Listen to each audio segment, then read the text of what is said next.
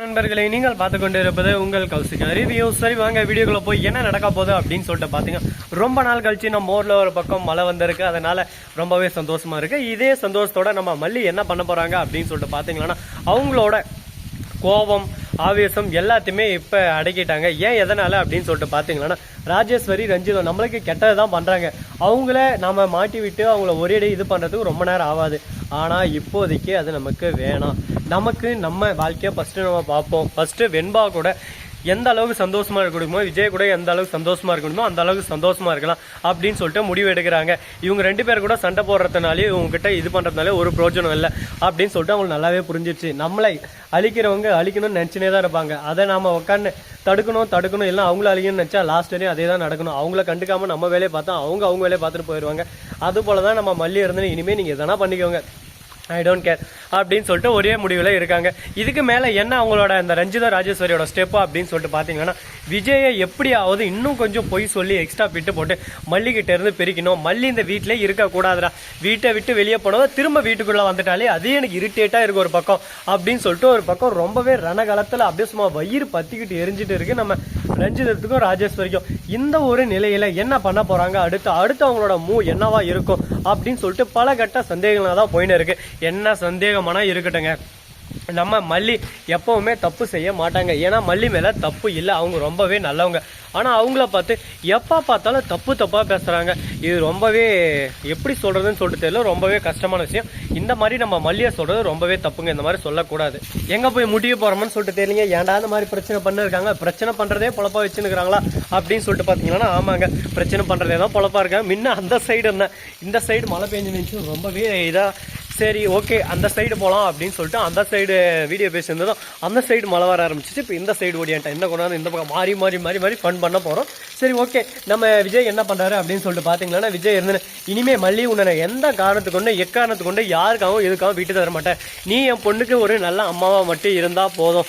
மற்றபடி நம்ம ரெண்டு பேருக்குள்ள எந்த ஒரு இதில் ஹஸ்பண்ட் அண்ட் ஒய்ஃப் தான், நம்மளுக்குள்ள பாசம் எல்லாமே இருக்கும். மற்றபடி வெண்பா தவிர வேறு எதுவும் நமக்குள்ள இல்லை அப்படின்னு சொல்லிட்டு சொல்கிறாங்க. நானும் அதே தான் சொல்கிறேன். எனக்கு ஃபஸ்ட்டு வெண்பா, செகண்ட் நீங்க அப்படின்னு சொல்லிட்டு சொல்றாங்க. இதை கேட்கும் போது சந்தோஷமா இருக்கு.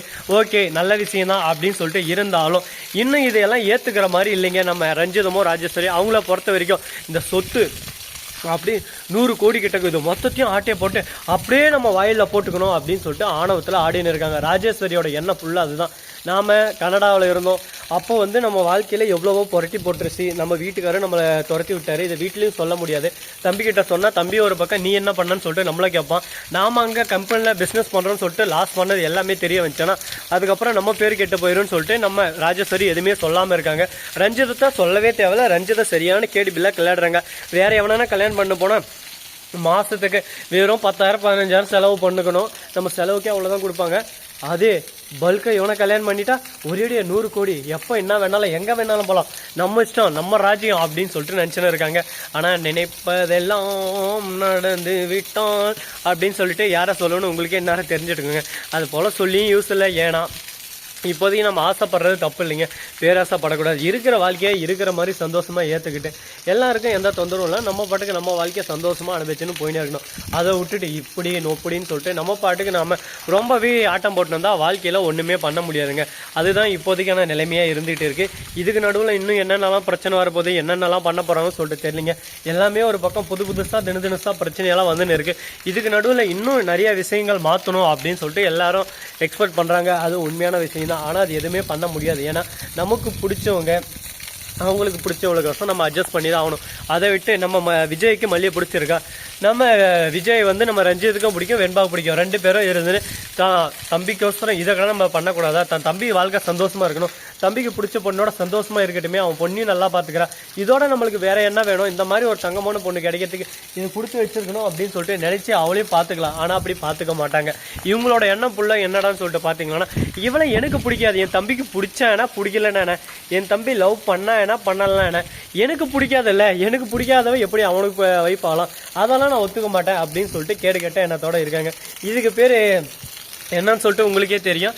ஏன்னா இது வந்து நம்ம விஜய் மேலே உயிரே வச்சுனுக்கிறேன் என் தம்பி மேலே அப்படின்னு சொல்லிட்டு சொன்னால் அதெல்லாம் பொய்யுங்க, சுத்த பொய். ஏன்னா உயிரே வச்சுருந்தா இதெல்லாம் ஒரு பிரச்சனையாகவே எடுத்துருக்க மாட்டாங்க. இதெல்லாம் சாதாரணமாக எடுத்துக்கின்னு நீ என் தம்பியோட வைப்பு சந்தோஷமாக இருமா அப்படின்னு சொல்லிட்டு ரொம்பவே சிரிச்ச முகத்தோட சொல்லுவாங்க. அது மாதிரி எந்த ஒரு விஷயமும் இல்லை, எதுவும் நடக்க போகிறதும் இல்லை. ஏன்டா இந்த மாதிரி இருக்காங்க, ஏன்டா தான் சுயநலமான உலகம் அப்படின்னு சொல்லிட்டு பார்த்தீங்கன்னா எல்லாம் அவங்கவுங்க விஷயத்தில் கரெக்டாக இருக்காங்க. நம்ம விஷயத்தில் கரெக்டாக நம்மளை மாற்றிக்கணும்னு சொல்லிட்டு எல்லாரும் எதிர்பார்க்குறாங்க. அது போல் இல்லாமல் நமக்கு பிடிச்ச மாதிரியும் மற்றவங்களுக்கு பிடிச்ச மாதிரி இருந்தால் வாழ்க்கை ஜம்முன்னு கும்முன்னு நல்லா போகும். ஸோ நண்பர்களே, இந்த வீடியோ பிடிச்சிருந்தா லைக் பண்ணுங்கள், கமெண்ட் பண்ணுங்கள், ஷேர் பண்ணுங்கள், டிங் பெல்லை தட்டி விட்டு போங்க. அப்போ தான் நாம போகிற அடுத்த வீடியோ உடனுக்குடன் வரும். மிக்க நன்றி. தேங்க்ஸ் ஃபார் வாட்சிங். Tata, see you. நன்றி, வணக்கம், வந்தனம், வருக.